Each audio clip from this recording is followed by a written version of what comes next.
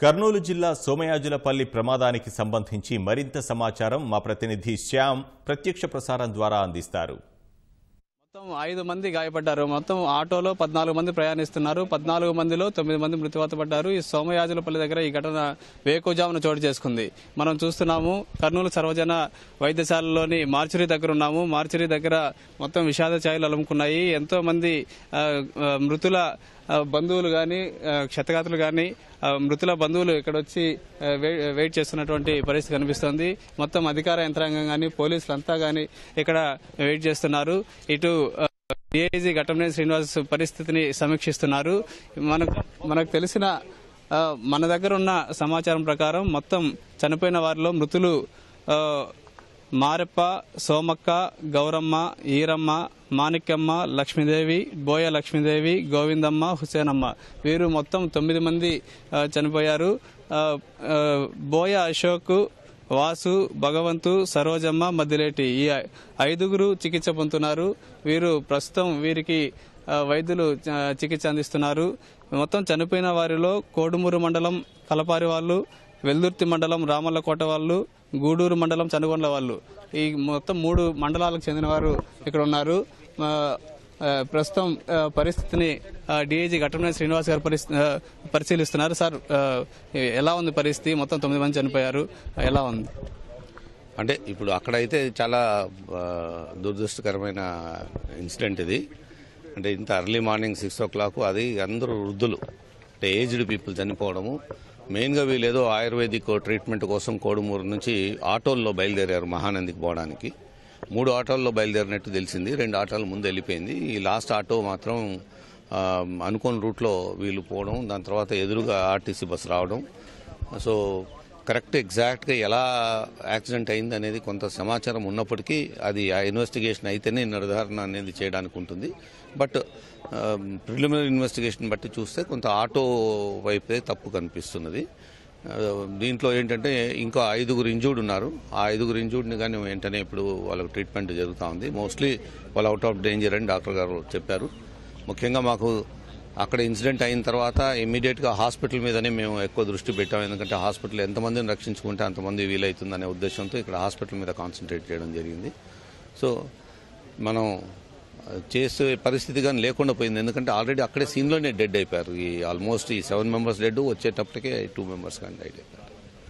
మొత్తం ఈ 9 మంది చనిపోయారు కదా సార్, వీరి పోస్ట్ మార్టం ఎంతసేపు పడుతుంది? ఎప్పట్లోగా మృతదేహాలను మనం అప్పగించే అవకాశం? అంటే మనం ముఖ్యంగా డిఎస్పీ స్థాయి అధికారిని అక్కడ ఇన్వెస్టిగేషన్ పెట్టాం. దాని తర్వాత ఎస్పీ అడ్మిన్ గారు ఉన్నారు. ఎస్పీ అడ్మిన్ గారిని స్వయంగా పరిరక్షించమని చెప్పాము. ఇది కంప్లీట్లీ సూపర్వైజ్ చేయమన్నాం. ప్లస్ అట్లాగే ఇక్కడ ఏఆర్ అడిషనల్ ఎస్పీ గారు ఉన్నారు, మీరు చూశారు. వెంటనే హాస్పిటల్ అంతా కంప్లీట్ ఇక్కడ విక్టిమ్స్ని సపోర్ట్ చేయడం, ఇవన్నీ చూసుకోవడం, వాళ్ళ బంధువులను తీసుకొచ్చుకొని ఇవన్నీ ఆ కన్సర్న్ సివిల్ డిఎస్పీలను పెట్టి ఈ ఒక్కొక్క బాడీకి ఒక్కొక్క ఎస్ఐ అన్నట్టు పెట్టి ఇన్క్వెస్ట్ కంప్లీట్ చేస్తున్నాం. నాకు తెలిసి ఒక 2 hours అయిపోవచ్చు, 12-12:30 అంతా అయిపోవచ్చు అని అనుకుంటున్నాను.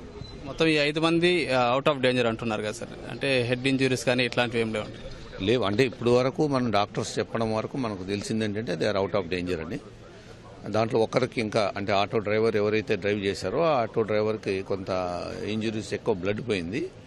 But is out of danger అని చెప్పడం చేసింది. ఈ మధ్య కాలంలో కర్నూలు జిల్లాలో ఎప్పుడు ఇంత పెద్ద ఘటన జరగలేదు. అంటే ఇది రోడ్డు ప్రమాదాల మీద ఎట్లాంటి దృష్టి పెట్టారు?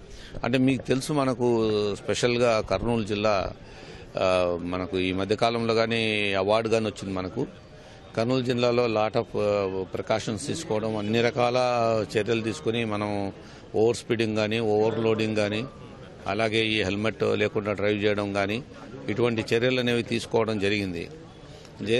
చేసినప్పటికీ మనకు ఇది హ్యూమన్ ఫెయిల్యూర్స్ కొన్ని ఇటు వచ్చింది. ఈ హ్యూమన్ ఫెయిల్యూర్ కానీ లేకుండా ఉండడానికి ఇంకా ఏం చేయాలనేది ఇప్పుడు మరి మనం ఇంట్రాస్పెక్ట్ చేసుకోవాలి. ఎందుకంటే మనం చేసిన చర్యలు ఇంతవరకు సరిపోదేమో అని అనిపిస్తుంది. ఇంకా ఏమైనా చేయడానికి ఉందేమో చూసి మిగతా డిపార్ట్మెంట్స్తో కానీ కోఆర్డినేట్ చేసి ఖచ్చితంగా ఇంకా అవేర్నెస్ అనేదే మెయిన్ అనిపిస్తుంది. అన్నిటికంటే ఎక్కువ అవేర్నెస్ క్రియేట్ చేయాల్సి వస్తుంది.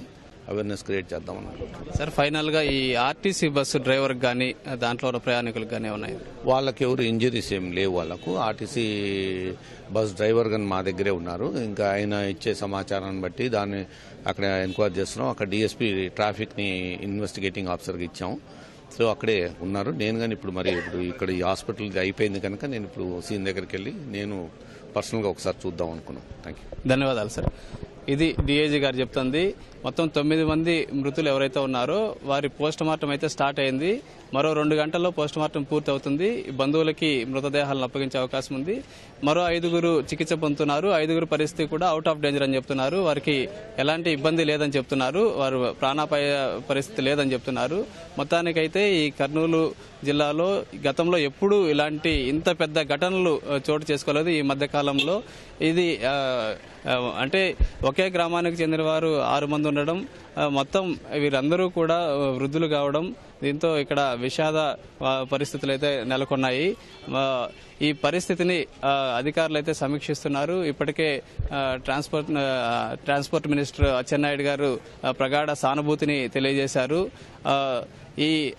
ఇలాంటి ఘటనలు జరగకుండా, భవిష్యత్తులో ఇలాంటి ఘటనలు జరగకుండా రోడ్డు ప్రమాదాలను నివారించడానికి చర్యలు తీసుకుంటామని కూడా డీఐజీ గారు చెప్తున్నారు. కెమెరామెన్ శేషుతో Shyam, ETV news, Kurnool. Over to studio.